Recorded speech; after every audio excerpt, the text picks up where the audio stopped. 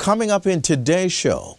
If it is that we are not careful and do not continue to have measures that decrease exposure, then we can go into a third wave. Certainly not what the country needs at this time. The projection shows that if there is a third wave, we could see over 10,000 new cases in the peak week. That would lead to 180 deaths a week after and a demand for 1,900 hospital beds 2 weeks after. Now is the time that we have to ensure that we take the precautions, that we continue to maintain our restrictions. Our Chief Medical Officer continues this conversation later in our show. Plus, we look at signs of economic growth right here at home amidst the global pandemic. This is Jamaica Magazine, and I'm Adrian Atkinson. I'm sure my neighbors hear the screams and cries. I'm sure by now they've seen the bruises through my oversized glasses. Can they tell I'm depressed when we speak? Are they counting my frequent days off from work? Domestic violence is any pattern of behavior used by an individual to maintain control or power over another. Domestic violence is not just physical, it can also be verbal. If you're in a relationship where you are being abused or know of anyone, get out and speak up. Report domestic violence by calling 119 or the nearest police station. Get out before someone puts you out.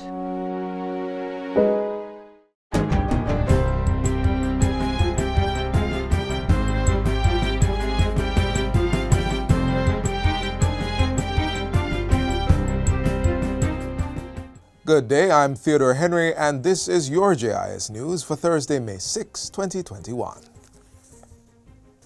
For Labor Day 2021, government is calling on Jamaicans to abide by the COVID-19 restrictions under the Disaster Risk Management Act and Labor at Home. Minister of Culture, Gender, Entertainment and Sport, Olivia Grange, updated Parliament yesterday and informed Jamaicans that there would be no Labor Day national project this year. The Prime Minister has already announced that the curfew, which commences at 2 p.m. on Sunday, May 23, will continue until Tuesday, May 25, as there will be an all-day lockdown on Labor Day, Monday, May 24. This means that in keeping with the theme, the public will be asked to stay home and clean up your space. Labor Day will have two main focuses: ridding homes of conditions or elements that encourage mosquito breeding and starting or restarting your backyard garden. The ministry will be collaborating with the Rural Agricultural Development Authority and the Forestry Department to support planting activities at homes. The theme for Workers' Week and Labor Day is promoting a clean and healthy environment, and the slogan is, this Labor Day, stay home, stay safe, and clean up your space. Workers' Week 2021 will be celebrated from Sunday, May 16 to Monday, May 24. In keeping with the provisions of the Holidays Act, since May 23rd falls on a Sunday, the following Monday, May 24, shall be observed as National Labor Day. The Ministry of Labour and Social Security has allocated $100 million for members of Parliament to provide assistance to the poorest and most vulnerable persons in their constituencies. We have done realignment because we recognize that it is absolutely urgent. Time cannot be spent dilly-dallying about giving assistance to the poor and the needy. And so we have set aside $100 million to be provided for members to identify and be able to give support for the poor and vulnerable within their constituency. Minister Samuda was making his 2021-2022 sectoral presentation in Parliament recently. The Ministry of Health and Wellness will be carrying out a thorough inspection of the more than 355 schools that will be opened on May 10 to facilitate face-to-face classes for students sitting exit exams. To ensure that they have the protocols in place and that they are maintaining them when the children are in attendance. Prime Minister Andrew Holness was in Parliament Tuesday providing an update on adjustments to the COVID-19 containment measures. He says the Education Ministry will be coordinating transportation support for students to ensure their safety to and from school. Where there is need for transportation support for students or for families who are experiencing severe financial challenges, this should be communicated to the regional office for special support. Parents are being advised to provide information on their children's transportation route and distance from school as of May 6 via the Education Ministry's website. Prime Minister Holness says this information will help to finalize specialized support in tandem with the JUTC and Montego Bay Metro. 86 Jamaican inmates have now received their first dose of the AstraZeneca COVID-19 vaccine.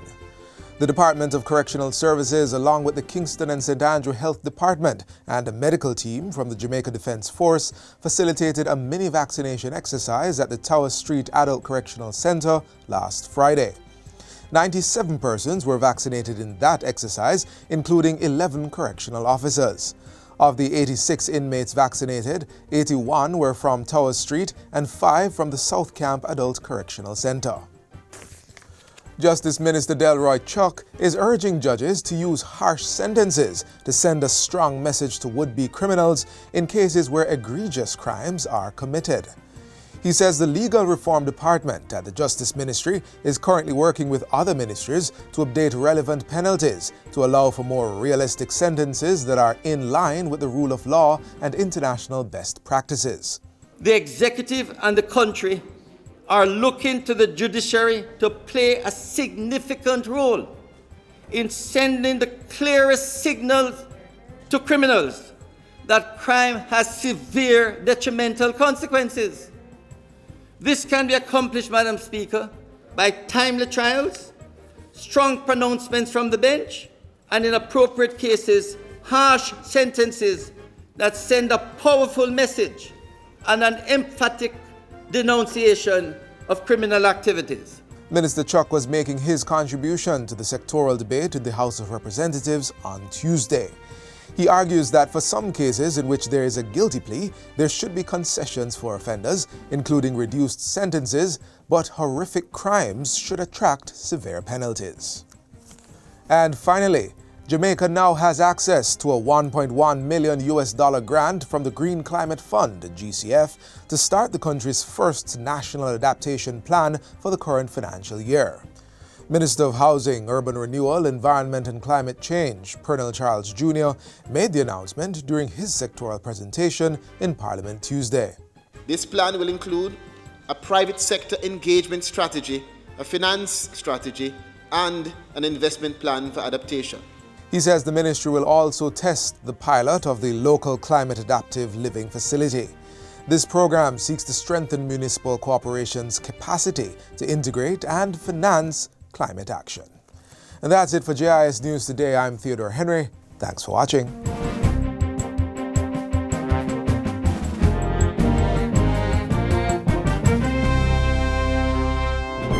Jamaica, we are in the throes of a pandemic. COVID-19 cases are on the rise. COVID-19 related deaths are climbing. COVID-19 bed capacity at our hospitals has been maxed out. Yet still, some of us continue to flout the COVID-19 containment measures. Some of us still refuse to wear masks in public places. We still gather in groups of more than 10. We still break the curfew hours. And we still attend illegal parties. Wise up! Take responsibility for your health.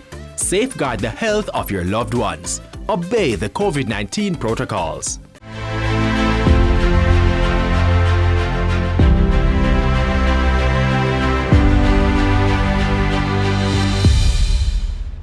Dear students, for more than a year, you have experienced severe disruptions in your routine. You have not been able to attend school. You have not been able to have access to your teachers and certain critical resources in the usual way. But despite it all, I know that you have been working very hard. With the support of your teachers and parents, you have found creative ways to access your lessons, and now you are just moments away from this most important and pivotal time in your life, the sitting of your exit exams, whether they be the PEP exams, the CSEC, CAPE, City and Guilds, or the NVQs. The government is working with your schools to ensure that you can have face-to-face teaching and learning to complete school SBAs and to have revision classes at this critical time while keeping you and your family and your teachers safe. While we are making preparations for grade 6, 11, 12, and 13 to return to school in a safe way, I am asking you to comply with the public health guidelines set out. Always wear your mask. I know you'll be happy to see your friends, but maintain physical distance 6 feet apart as much as possible and take your hand sanitizers with you to school. We will be making arrangements for staggered hours for you to be at school to ensure less crowding on public transportation. As soon as classes are over, return home.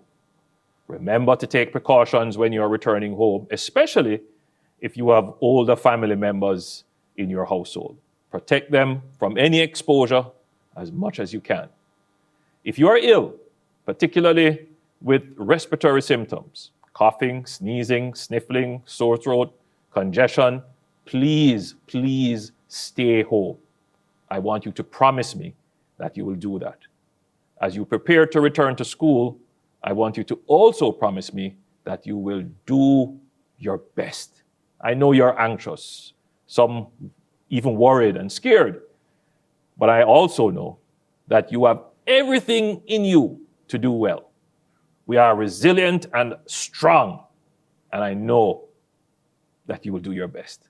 When times are hard and circumstances are less than ideal, that is when you have to dig deep, and that is when you can achieve results that exceed even your own expectations.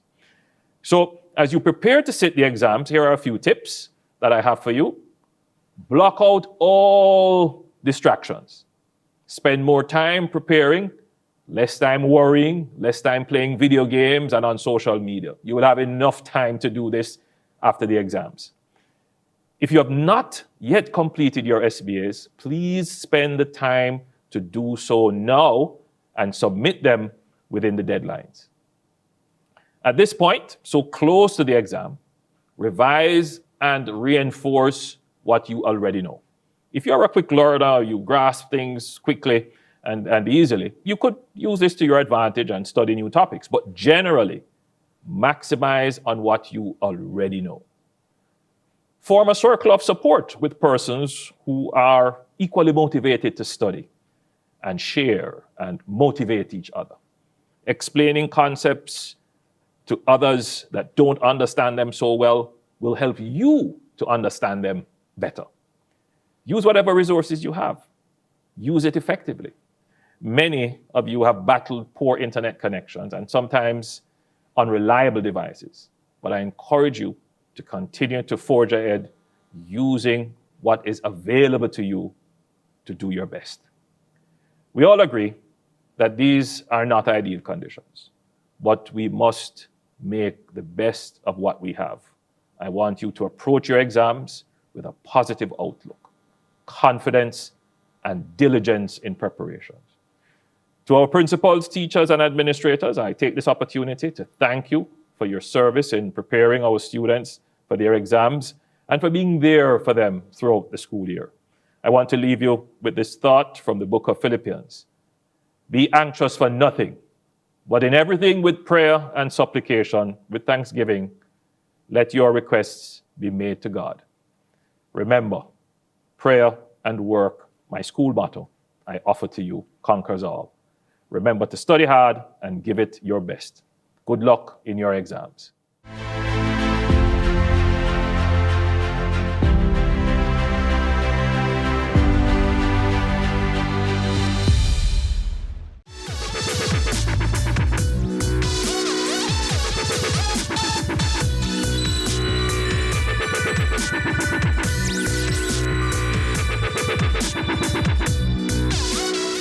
Our resilience as a people, sound fiscal policy measures, and strategic COVID-19 measures are enabling us as a country to make strides on the path to economic recovery.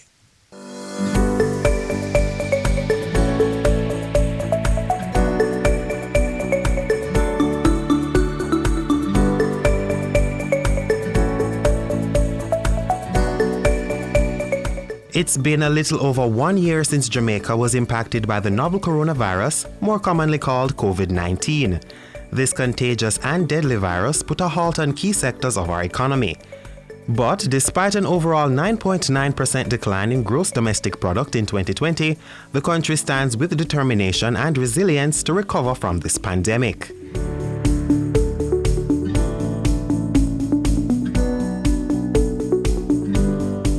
A review of the latest indicators by the Statistical Institute of Jamaica, Statin, has revealed that the Jamaican economy is showing signs of recovering from the fallout caused by the COVID-19 pandemic. Director General Carol Coy says this positive outlook stands even though the economy contracted by 8.3% for the October to December 2020 quarter relative to the corresponding period in 2019. When compared to quarter 3 of 2020, however, the economy grew by 0.9%, and this was a continuation of what we saw when we had compared the third quarter with the second quarter of 2020. This would have happened because of the relaxation of some of the measures initiated since March 2020 to limit the spread of COVID-19. Statin's Director General says 2 of the 4 goods-producing industries, construction and mining and quarrying, grew by 6.3% each. Meanwhile, value added in the goods-producing industry grew by 0.2%. Growth in the construction sector also contributed to an increase of 7,700 persons being employed to the sector as at January 2021. In relation to the services industry, all except one of the 5 subsectors contracted during the October to December 2020 review period.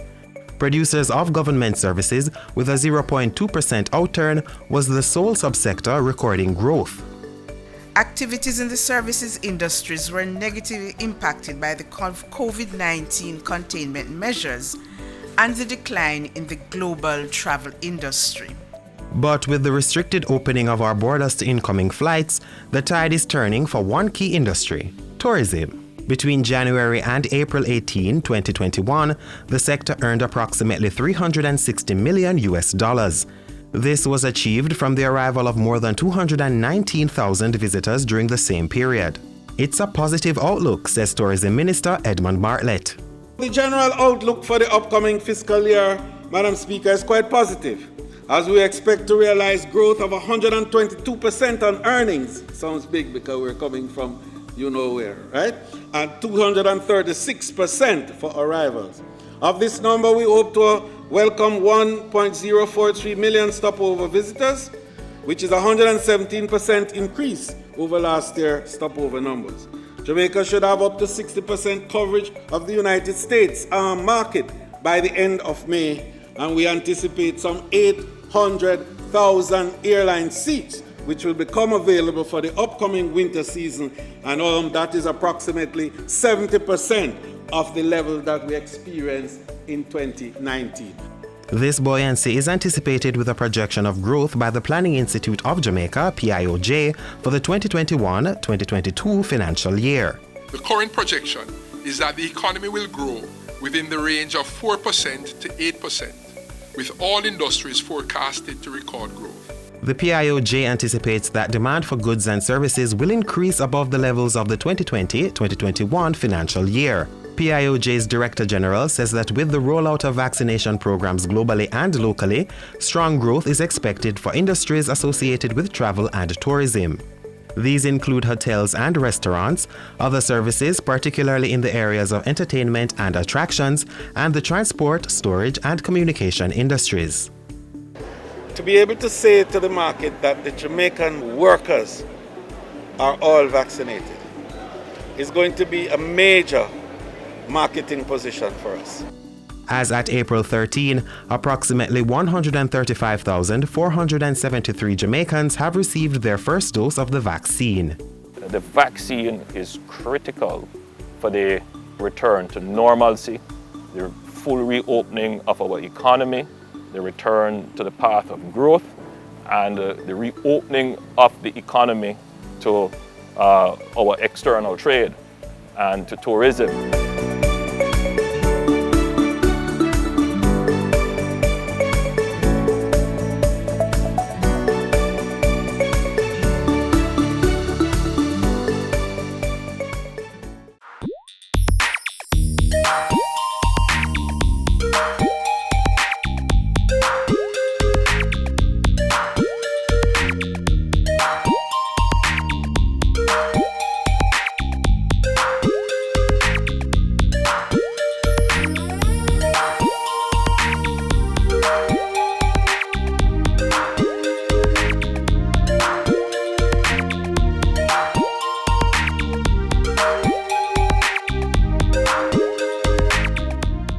The team at the Ministry of Health and Wellness continues to urge us to still observe the COVID-19 safety protocols.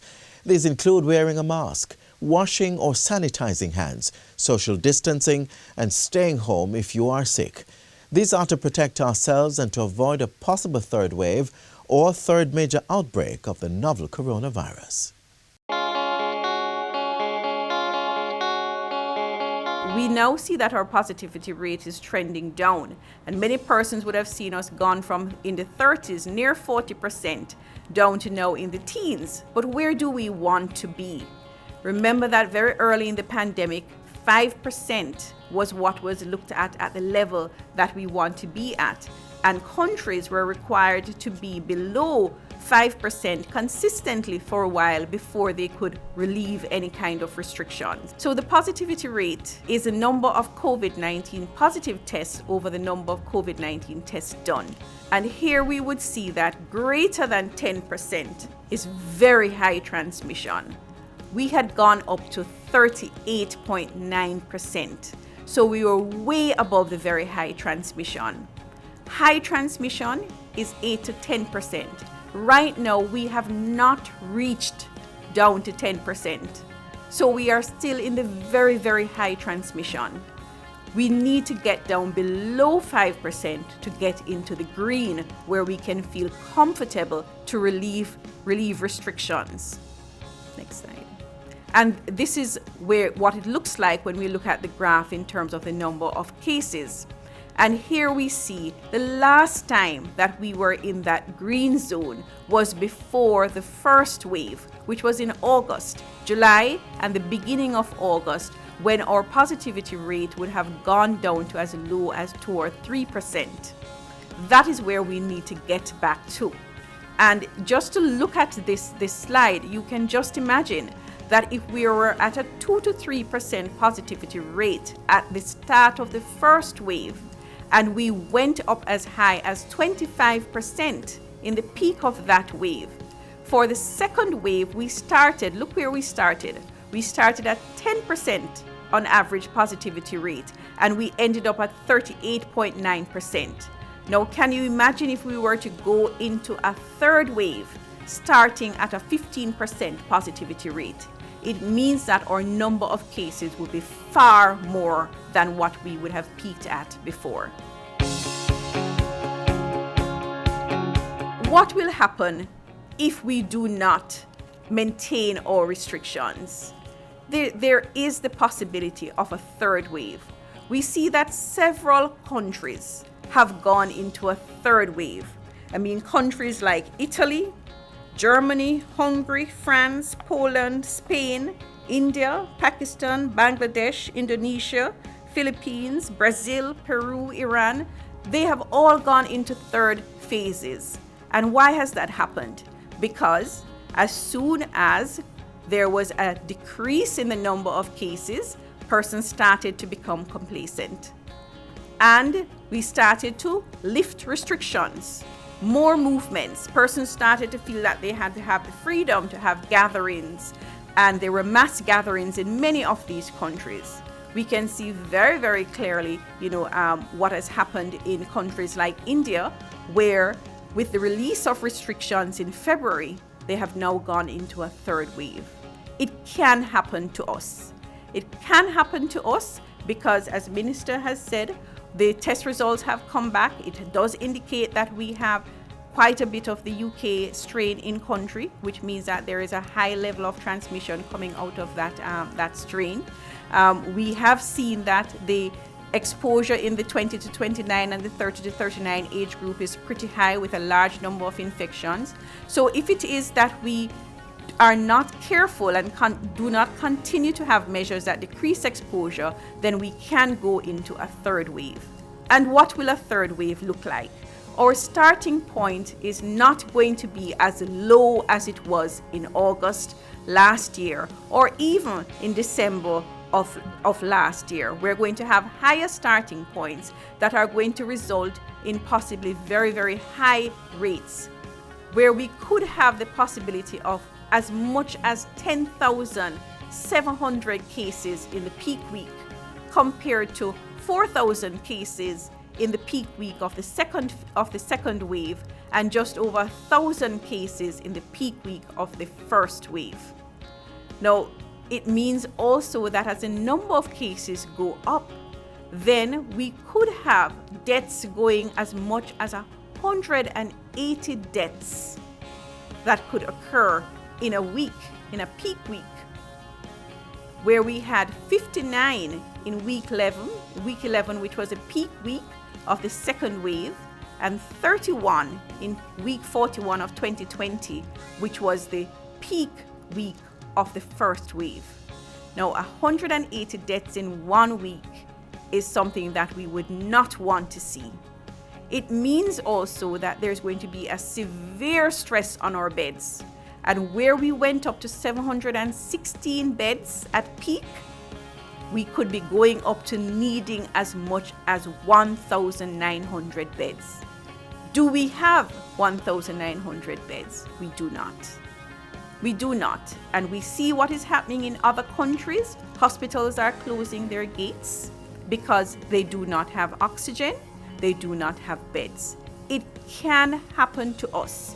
And now is the time that we have to ensure that we take the precautions, that we continue to maintain our restrictions, we decrease exposure, we wear our mask, we keep physical distancing, we stay at home, avoid gatherings, social gatherings, business gatherings, any type of gatherings. We avoid those gatherings to decrease exposure so that we can keep our reproductive rate down, keep our positivity rate down, keep our hospitalizations down.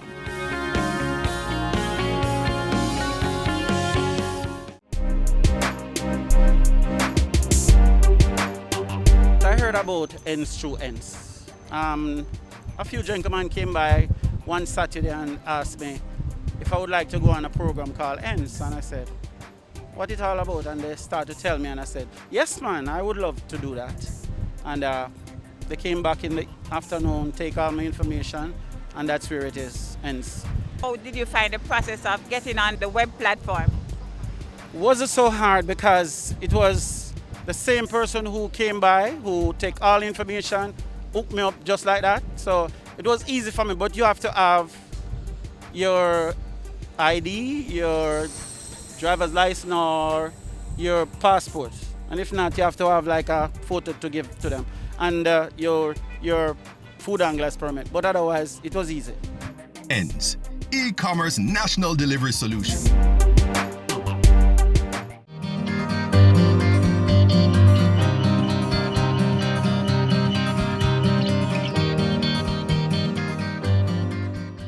This is where our journey ends, but only for today. Do join us again tomorrow when we'll bring you another informative program. In the meantime, stay connected via our website, jis.gov.jm. And while you're online, send your feedback to Jamaica Magazine at jis.gov.jm or via tweet at JIS News. You may also find us on all the major social media platforms and through our mobile app that's Android and iOS compatible. On behalf of the entire production crew, I'm Adrian Atkinson. Do take care. This has been a production of the Jamaica Information Service, the voice of Jamaica.